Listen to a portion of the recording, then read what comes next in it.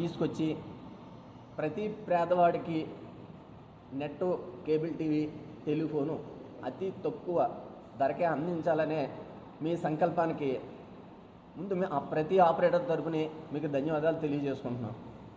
మీరు తలపెట్టిన ఈ ఏపీఎస్ఎఫ్ఎల్ అనే సంస్థ చాలా వినూత్నమైనదిగా భావించి ప్రతి ఆపరేటర్ కూడా మీరు ఇచ్చిన పిలుపుని ఒక భరోసాగా తీసుకుని అతి తక్కువ కాలంలోనే 12 లక్షల వరకు కనెక్టివిటీ వేసిన ఘనత ప్రతి ఆపరేటర్ కూడా దాన్ని చాలా గర్వంగా చెప్పుకుని స్టేజ్కి మమ్మల్ని తీసుకెళ్లారు.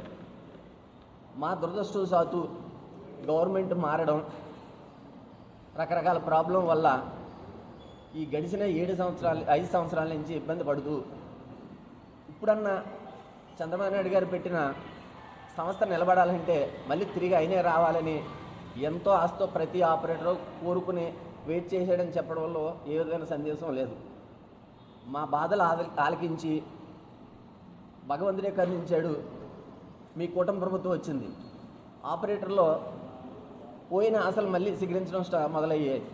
కానీ మన గవర్నమెంట్ వచ్చి 2 సంవత్సరాలు అయింది.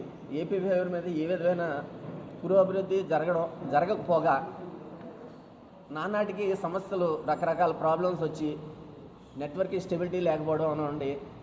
ఏపీ ఫేవర్ మీద ప్రధానంగా ఆపరేటర్లు ఇబ్బంది పడుతున్న విషయం ఏంటంటే 59 రూపాయలు అనే దాన్ని ఒక చాలా భారంగా మోస్తున్నారు. మీరు వస్తారు, దానికి ఏమన్నా మాకు సరైన భరోసా ఇస్తారని నాలో వెయిట్ చేయడం జరిగింది. ప్రభుత్వం వచ్చింది, చాలా సమస్యలతో సతమతం అవుతున్నారు. ఫస్ట్ టైం మేము ఆపరేటర్లు అందరం కూడా మా సమస్యల్ని ఇబ్బంది పెట్టకూడదని ఈ 2 సంవత్సరాల నుంచి కూడా వెయిట్ చేయడం జరిగింది. ఇప్పుడు కూడా మాకు సరైన ఏ విధమైన భరోసా కనపడతలేదు. ఒక పక్కన అన్నీ కూడా మాకు మొన్న మీరు చేసుకున్న ఎంఓఐలతో కూడా మాకు ఆశలు సేకరించే, కానీ అది ఎంతవరకు అన్నది కూడా ఆపరేటర్లతో డైరెక్ట్గా మమేకమయ్యి సరైన భరోసా మాకు కనపడకపోవడం వల్ల ఒక అశోషణగా ఆపరేటర్లు అంతా కూడా మమ్మల్ని క్వశ్చన్ చేస్తున్నారు. ఏంటండి మనం ఆశించింది ఎక్కడ, దీని అభివృద్ధి పదవుల్లో నడలేదు కదా, ఏం చేయమంటారని. అందువల్ల అక్కడ ఆపరేటర్కి, ఇక్కడ గవర్నమెంట్కి మధ్యవర్తులుగా మా జేఏసీ జాయింట్ యాక్షన్ కమిటీ అనేది నిలబడి ఈ మీడియా ద్వారా సరే మా సమస్యలను చెప్పుకుందామని మా ఆపరేటర్లు అందరికీ కూడా భరోసా ఇవ్వడం జరిగింది. మాకు ప్రధానంగా కూడా చాలా సమస్యలు ఉన్నాయి. ఒక్కసారి మీరు అశోషణలకి అవకాశం ఇచ్చి మాకు కానీ మీరు కానీ అవకాశం ఇవ్వగలిగితే కనుక అసలు ఈ ఇండస్ట్రీ ఎలా ఉంటే మీరు అనుకున్న కళ నిలవేరుతుంది. మీరు తీసుకున్న నిర్ణయం చాలా అభివృద్ధిగా పదంలో వెళ్ళవలసింది. అందరికీ కూడా ఇటు ఆపరేటర్ కూడా Andhra Pradesh cable joint action committee గౌరవ అధ్యక్షుడిని మరి ముఖ్యమంత్రి శ్రీ నారా చంద్రబాబు నాయుడు నమస్కారాలతో గత 2015 నుంచి ప్రారంభించబడిన బడుగు బలహీన వర్గాలకి మరి ఈ యొక్క నూతన టెక్నాలజీ అంటే ట్రిపుల్ పే సర్వీస్ అమెరికాలో లేని టెక్నాలజీ కూడా ఈ 2017లో మరి మన గౌరవ ముఖ్యమంత్రి గారు తీసుకురావడం, దానికి అనుగుణంగానే నెట్ అంటే తెలియని గ్రామీణ ప్రాంతంలో అవ్వచ్చు, లేకపోతే ప్రజలు అవ్వచ్చు, ఇటు కేబుల్ ఆపరేటర్లు కూడా మాకు కూడా నెట్ అంటే తెలియని సమయంలోనే ఈ టెక్నాలజీని అందిపుచ్చుకుని మా ఎన్నో లక్షల రూపాయలు పెట్టుబడులు పెట్టి ముఖ్యమంత్రి చంద్రబాబు నాయుడు ఏదైనా నిర్ణయం తీసుకుంటే అది అందరికీ ఉపయోగపడుతుందనే ఉద్దేశంలో మేము కూడా చేతులు కలిపి ప్రభుత్వం యొక్క పథకంలో మరి 2019 ఏప్రిల్ నాటికే 10 లక్షల కనెక్షన్ల వరకు తీసుకెళ్ళడం జరిగింది. గత ప్రభుత్వం కాలంలో మరి అనేక సార్లు సమస్యల వలన, కొత్త బాక్సులు ఇవ్వకపోవడం వలన, సమస్యలు తీరకపోవడం వలన అది 6 లక్షల చిల్లరకి కనెక్షన్లు రావడం జరిగింది.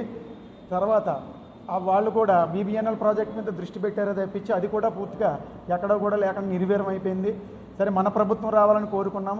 అలాగే మన ప్రభుత్వం వచ్చాక ఈ 22 నెలల కాలంలో ఎంతో ఎదురు చూసాం. గౌరవ ముఖ్యమంత్రి గారిని 2024 సెప్టెంబర్ 25వ తారీఖు మా రాష్ట్ర కమిటీ వెళ్ళి కలవటం జరిగింది. నేను త్వరలోనే మీతో కలిసి మాట్లాడి మీ సమస్యలు పరిష్కారం చేస్తానన్నారే తప్పించి ఇంతవరకు ఏపీఎస్ఎఫ్ఎల్ మీద దృష్టి పెట్టకపోవడం చాలా బాధాకరం. ఎందుకంటే ఇటు ప్రజలకు అలాగే ప్రభుత్వానికి వారధిలా పనిచేస్తున్న ఆపరేటర్లు ఇది ఈఎంఐ అనేది 2017లో స్టార్ట్ చేశారు. 84 నెలల తర్వాత 4200 బాక్స్ తిరిగిపోతే అది కస్టమర్ ఇంట్లోనే ఉంటుంది, కస్టమర్ సొంతమని చెప్పడం జరిగింది. కానీ దాన్ని గత ప్రభుత్వం వైఎస్ఆర్ ప్రభుత్వం ఈఎంఐగా ఉన్నదాన్ని రెంటల్గా మార్చడం వల్ల ఇప్పటికీ 84 నెలల్లో తీరిపోయిన బాక్స్ కూడా మేము ఇంకా మా యొక్క ఆపరేటర్ల జేబుల్లోంచి తీసుకుని పెట్టవలసి వస్తుంది. ప్రతిరోజు పొద్దున్న లేచిన వెంటనే 4 బాక్సులు కట్ అవుతాయి, 5 బాక్సులు కట్ అవుతాయి, ఏడుస్తూనే ఉన్నారు ఆపరేటర్లు అందరూ. సో ఆపరేటర్ల బాధలు అందులో మేము కూడా ఆపరేటర్లమే కాబట్టి వాళ్ళ తరపు నుంచి ప్రభుత్వానికి అనేక సార్లు కలెక్టర్ల ద్వారా మెమరాండం ఇవ్వడం జరిగింది. పల్లా శ్రీనివాస్ గారి దగ్గరికి వెళ్ళి 4 సార్లు మేము చెప్పడం జరిగింది. టీడీపీ పార్టీ ఆఫీస్ కూడా గత సంవత్సరం అంతా తిరగడం జరిగింది. ఎక్కడా కూడా ప్రయోజనం కలగలేదు. సో మాకేంటంటే గౌరవ ముఖ్యమంత్రి గారు ఈ ఏపీ బెవరేజ్ ఆపరేటర్లు ఒక 6,500 మంది అయితే దానికి అనుగుణంగా టెక్నీషియన్స్గా ఇంజనీర్లు ఉన్నారు, డిప్లొమా చదువుకున్న పిల్లలు కూడా చాలామందికి మేమే ట్రైనింగ్ ఇప్పించి మరి సెల్ఫ్ ఎంప్లాయ్మెంట్ క్రియేట్ చేయడం కూడా జరిగింది. ఈ ఏపీఎస్ఎఫ్ఎల్ అభివృద్ధి రాబోయే రోజుల్లో మరి మా జేఏసీ తరపు నుంచి కోరుకునేది ఒకటి, ఆపరేటర్లను కూడా భాగస్వాములు చేయాలి. ఎందుకంటే ఏ ప్రభుత్వం మారినా ఏ కమిటీ మారినా ఆపరేటర్ల భాగస్వామ్యం లేకపోవడం వల్ల ఎక్కడ చూసినా అవినీతే జరుగుతుంది. ఏపీఎస్ఎఫ్ఎల్ కూడా గత పాలకులు అందరూ కూడా అధికారులు దీన్ని చాలా దారుణంగా దోచుకున్నారు.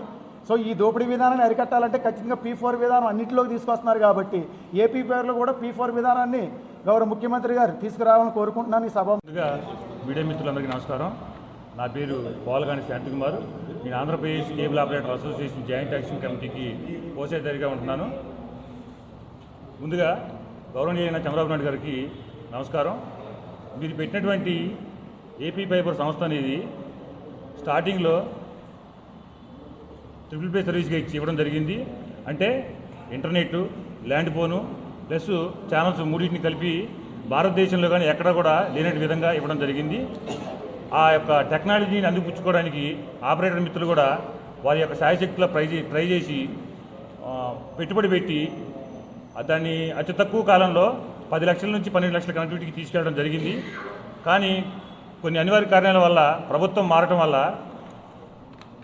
అప్పుడు మీరు స్థాపించినప్పుడు 235 రూపాయలు ఉంది. 235 రూపాయల నుంచి 350 రూపాయలు చేయడం వల్ల ప్లస్ నెట్ స్పీడ్ సరిగ్గా లేకపోవడం వల్ల ఛానల్స్ సరిగ్గా కొన్ని తీసేయడం జరుగుతుంది. నెట్ స్పీడ్ ఇష్యూ అవ్వచ్చు, బ్యాటరీ సమస్య అవ్వచ్చు, ఓఎల్జీ సమస్య అవ్వచ్చు. బాక్సులు ఇప్పటికీ కూడా తీసుకొని దాదాపు 10 సంవత్సరాలు దాటుతుంది. ఈ 10 సంవత్సరాల్లో ఒక రిపేరింగ్ సెంటర్ కూడా లేదు.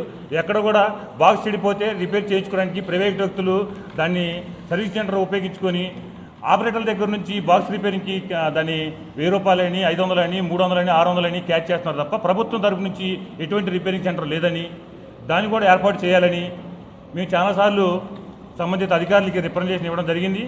అదేవిధంగాను మా యొక్క బాధలను తెలుసుకోవాలనే ఉద్దేశంతో ప్రతి ఒక్క రాజకీయ నాయకులకి, ఎమ్మెల్యే గారికి, మినిస్టర్ గారికి మా మెమరాండం కూడా ఇవ్వడం జరిగింది. ఇంతవరకు సీఎం గారికి కూడా ఆల్రెడీ 2-3 సార్లు కలిసాము. కానీ ఇంతవరకు ఎటువంటి పురోగతి లేదు. ఇటువంటి క్రమంలో ఆపరేటర్లు వాళ్ళ యొక్క జీవన వృత్తిని కొనసాగించలేని పరిస్థితుల్లోకి వెళ్ళిపోతున్నారు. ఎందుకంటే రీఛార్జ్ చేయని బాక్సులకు కూడా 59 రూపాయలు అనేది ఈఎంఐ రూపంలో నుంచి దాన్ని రెంటల్ రూపంలో కన్వర్ట్ చేయడం వల్ల బాక్స్ రీఛార్జ్ చేయకపోయినా కూడా ఆటోమేటిక్గా ఆపరేటర్ యొక్క అకౌంట్లో నుంచి డబ్బులు తీసుకుంటున్నారు.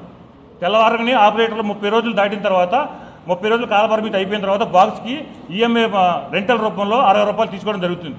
అప్పుడు మా యొక్క బ్యాలెన్స్, అకౌంట్లో ఉన్న బ్యాలెన్స్ మైనస్లోకి వెళ్ళిపోతే కస్టమర్ దగ్గర రీఛార్జ్ చేయించుకోవాలంటే మాకు ఇబ్బంది అవుతుంది. కాబట్టి మా యొక్క సమస్యల్ని మీరు త్వరగా పరిష్కరించాలని ఆల్రెడీ మా ఆపరేటర్లు కూడా చాలా అసహనంతో ఉన్నారు. కానీ ఇది ప్రభుత్వం వారికి తెలియజెప్పడానికి ఇది ఒక వేదికగా మేము ఏర్పాటు చేసుకొని ముందస్తు ఇంటిమేషన్గా గౌరవనీయులైన ముఖ్యమంత్రి వారి గారికి తెలియజెప్పాలని ఈ యొక్క ప్రెస్ మీట్ ఏర్పాటు చేయడం జరిగింది.